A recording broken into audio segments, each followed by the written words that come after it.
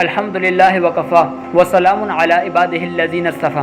خلاصہ پارہ نمبر 23۔ گزشتہ بارے میں سورہ یاسین کو شروع کیا تھا۔ اب یہاں پر حضرت حبیب نجار کے بارے میں آگے بات ہے کہ ان کو شہید کر دیا گیا تھا، وہ جنت میں چلے گئے۔ قبر میں مومن کے لیے جنت کا دروازہ کھول دیا جاتا ہے، جنت کی ہوائیں خوشبوئیں وہاں پر آتی ہیں۔ اس بات کو جنت سے تعبیر کر دیا گیا کہ تم جنت میں داخل ہو جاؤ۔ اب میں نے خواہش کی کہ کاش میری قوم میرے مقام کو دیکھ پاتی، میری عزت کو دیکھتی جو مجھے اللہ تعالیٰ نے دی ہے، یہ بھی کلمہ پڑھ کر نبیوں کی تصدیق کر دیتی۔ اللہ تعالیٰ فرماتے ہیں جب قوم کی سرکشی میں اضافہ ہوا تو اللہ تعالیٰ نے اس قوم کی ہلاکت کا فیصلہ فرمایا، تو آسمان سے فرشتے نازل کرنے کی ضرورت نہیں پڑتی۔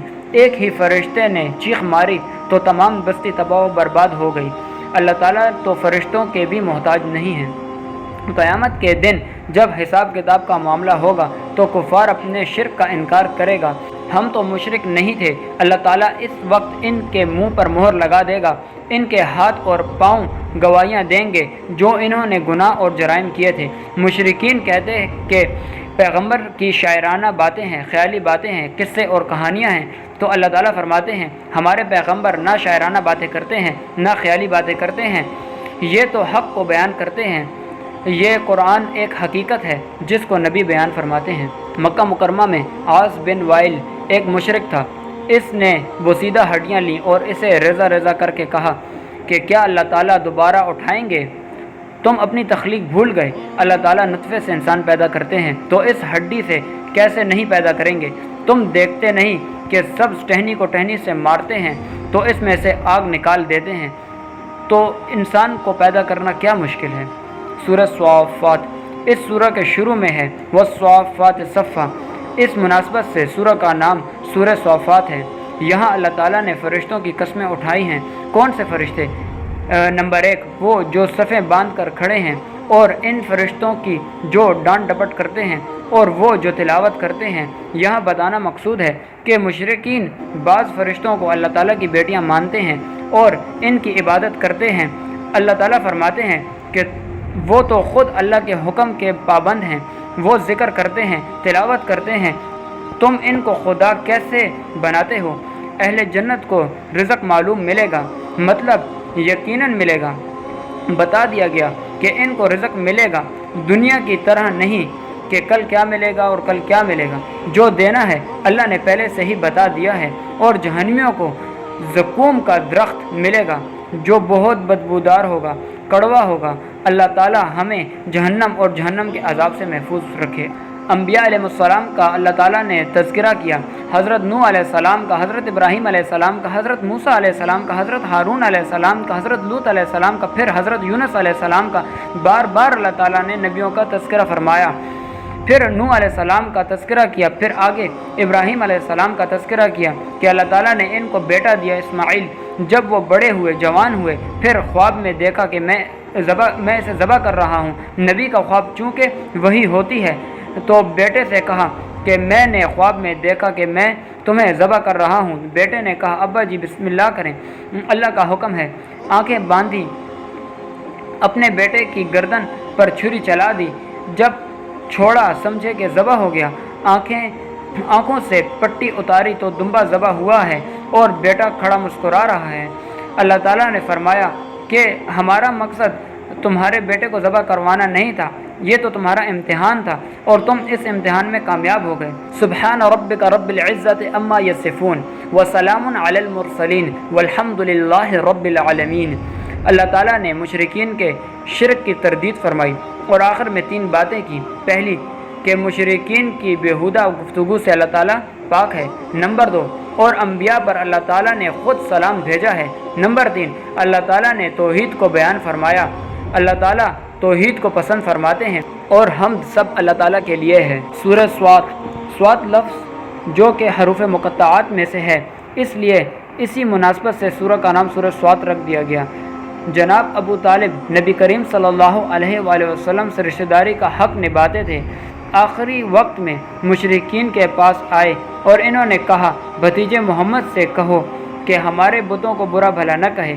نبی کریم صلی اللہ علیہ وآلہ وسلم کو ابو طالب نے یہ بات بتائی کہ تم ان کے بتوں کو برا بھلا نہ کہو، حضور صلی اللہ علیہ وآلہ وسلم نے فرمایا میں تمہیں ایک ایسی بات بتاتا ہوں کہ اگر تم اس کو پڑھ لو تو عرب و عجم کے تم مالک بن جاؤ۔ انہوں نے کہا کیا؟ تو آپ صلی اللہ علیہ وآلہ وسلم نے فرمایا لا الہ الا اللہ محمد الرسول اللہ، کلمہ توحید پڑھو۔ تو وہ لوگ کہنے لگے عجیب بات ہے، ہم سارے خدا چھوڑ کے ایک خدا مانے کیسی بات کرتے ہو؟ تو یہ بات ماننے کے لیے تیار نہیں ہوئے، اور جنہوں نے مانا وہ عرب و عجم کے مالک بنے، جنہوں نے نہیں مانا وہ دنیا اور آخرت کے خسارے میں رہ گئے۔ حضرت داؤد علیہ السلام کو اللہ تعالیٰ نے ایک آزمائش میں رکھا۔ حضرت داؤد علیہ السلام کے بارے میں بہت ساری روایت من گھڑت ہیں جو یہود و نصارہ کی وضع کی گئی ہیں۔ ایک روایت آپ کے بارے میں ہے کہ آپ کے دور میں اگر کوئی شخص کسی کی بیوی سے نکاح کرنا چاہتا تو اسے کہہ دیتا کہ تو اسے طلاق دے اور میں اس سے نکاح کرنا چاہتا ہوں، تو وہ اسے طلاق دے دیتا اور یہ اس سے نکاح کر لیتا۔ تو بعض ایسے اقوال ملتے ہیں کہ داؤد علیہ السلام ایک عورت جو سمجھدار تھی وہ چاہتے تھے کہ اس سے نکاح کر لیں، تو اس کے شوہر سے کہا کہ تم اسے طلاق دو تو میں اس سے نکاح کر لوں۔ یہ جائز تھا، مگر پیغمبر کی شان کا تقاضا، پیغمبر کی عظمت کا تقاضا ممکن ہے کہ یہ ہو کہ ایسا نہیں ہونا چاہیے۔ اللہ تعالیٰ کو یہ بات ناپسند آئی۔ اللہ تعالیٰ نے امتحان آزمائش میں ڈالا۔ آزمائش کیا تھی؟ آپ خلوت گاہ میں عبادت کر رہے تھے تو دو آدمیوں نے اچانک مسئلہ پوچھا کہ اس کے پاس 99 دمبیاں ہیں اور میرے پاس ایک ہے، اور یہ کہتا ہے کہ یہ ایک بھی مجھے دے دو۔ حضرت داؤد علیہ السلام نے فرمایا کہ بہت ظلم ہے، یہ بہت ظلم کر رہا ہے، تیری دمبی کیوں تجھ سے لیتا ہے؟ پھر فوراً آپ کو خیال آیا کہ اللہ تعالیٰ نے میری آزمائش کے لیے ان کو بھیجا ہے۔ وہ کیا آزمائش تھی؟ کچھ اور بھی ہے۔ یہ وہ روایت ہے کہ جس پر اعتماد کر کے پیغمبر پر کوئی بات کی جائے، لیکن یہ اس دور میں جائز بھی تھا، ناجائز بھی نہیں تھا، مگر بڑے آدمی کی شان کا تقاضا ہوتا ہے کہ اس جائز کو بھی چھوڑ دے۔ حضرت داؤد علیہ السلام کے لیے جائز بھی تھا، مگر ان کی عظمت کا تقاضا تھا کہ آپ پھر جائز کو بھی نہ کریں۔ جس طرح ہمارے معاشرے میں بہت سارے کام جائز ہوتے ہیں، لیکن لوگ کہتے ہیں تو اتنا بڑا ہے، تو اس چھوٹی سی چیز کو بھی چھوڑ دے۔ حضرت داؤد علیہ السلام کو اللہ تعالیٰ نے بیٹا سلیمان دیا، بہترین آدمی تھے۔ اللہ تعالیٰ نے خوب گھوڑے دیے، حکومت دی، جنات پر حکومت دی، اور ایسی عجیب بادشاہت دی کہ اس کے بعد کسی کو ایسی بادشاہت نہیں ملی۔ حضرت ایوب علیہ السلام اللہ تعالیٰ کے نبی تھے، ان پر تکلیف آئی، تنہا بیوی ان کے ساتھ رہ گئی، اور بہت مشکل میں انہوں نے حضرت ایوب علیہ السلام کا ساتھ دیا۔ ایک بار ایک شیطان حکیم کے روپ میں آیا اور اس نے کہا جب یہ ٹھیک ہو جائیں تو یوں کہنا کہ اس طبیب نے اس کو ٹھیک کیا ہے۔ حضرت ایوب علیہ السلام کی بیوی فوراً ان کے پاس آ گئی اور ان سے کہا مجھے ایک شخص نے ایسا کہا ہے۔ حضرت ایوب علیہ السلام بہت غصہ ہوئے اور انہوں نے کہا یہ تو شیطان ہے، ہمارا دشمن ہے، تم کیسی بات کر رہی ہو؟ اور قسم اٹھا کے کہا کہ میں ٹھیک ہو گیا تو تمہیں 100 لکڑیاں ماروں گا، 100 ماروں گا۔ اب صحت یاب ہو گئے تو قسم پوری کرتے، تو بیوی نے ساتھ بہت دیا تھا اور خدمت بھی کی تھی، مارنے کو دل نہیں کرتا، اور اگر نہیں مارتے تو قسم پوری نہیں ہوگی۔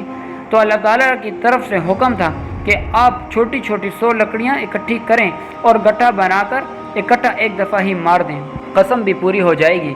سورہ زمر، زمر کہتے ہیں گروہ کو۔ اس سورہ کے آخر میں 2 گروہ کا ذکر ہے، اس لیے اس سورہ کا نام ہی سورہ زمر رکھ دیا گیا۔ مشرکین کہتے ہیں خالق تو اللہ ہے، لیکن بعد میں کچھ اختیار اللہ تعالیٰ نے بتوں کو دے دیے ہیں اور ہم ان کو خوش کرتے ہیں تاکہ ان کی خوشی سے اللہ خوش ہو جائے، اور مقصد ان کی عبادت نہیں بلکہ ان سے اللہ کا قرب حاصل کرنا ہے۔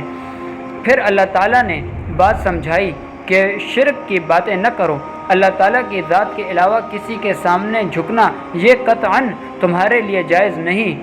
اللہ تعالیٰ فرماتے ہیں وہ شخص جس کے سینے کو اللہ تعالیٰ اسلام کے لیے کھول دے اور اللہ کی طرف سے علم اور نور پر ہو، تو کیا ایسا ہو سکتا ہے کہ جن کے دل تنگ ہوں اور شریعت کو نہیں سمجھتے، دونوں میں کوئی برابری نہیں ہے۔ اللہ تعالیٰ ہمارے لیے احکام شریعت کو سمجھنا اور اس پر عمل کرنا آسان فرما دے۔ اللہ تعالیٰ فرماتے ہیں کہ دیکھو ایک مشرک اور موحد کی مثال کیا ہے کہ ایک غلام اس کے کئی آقا ہوں اور یہ مشرک ہے اور ایک غلام اس کا ایک ہی آقا ہے تو یہ اس کی مثال موحد کی ہے۔ تم بتاؤ بہتر کون ہے، یہ غلام جس کے کئی آقا ہوں، کبھی اس کی بندگی کبھی اس کی بندگی، کبھی اس کی اطاعت کبھی اس کی اطاعت، کبھی اس کی مانے کبھی اس کی مانے، ایسا رہے گا تو کتنی پریشانی کے اندر مبتلا ہوگا۔ فرمایا جس طرح مشرک کئی خداؤں کو مانتے ہیں یہ ایسا ہی ہے جیسے کہ ایک غلام کے کئی آقا ہوں، اور وہ شخص جس کا ایک آقا ہو وہ موحد ہے جو ایک خدا کو مانتا ہو۔ اللہ تبارک و تعالی ہمیں شرک سے بچائے اور توحید کی نعمت عطا فرمائے۔ وآخر الدعوانا ان الحمد للہ رب العالمین۔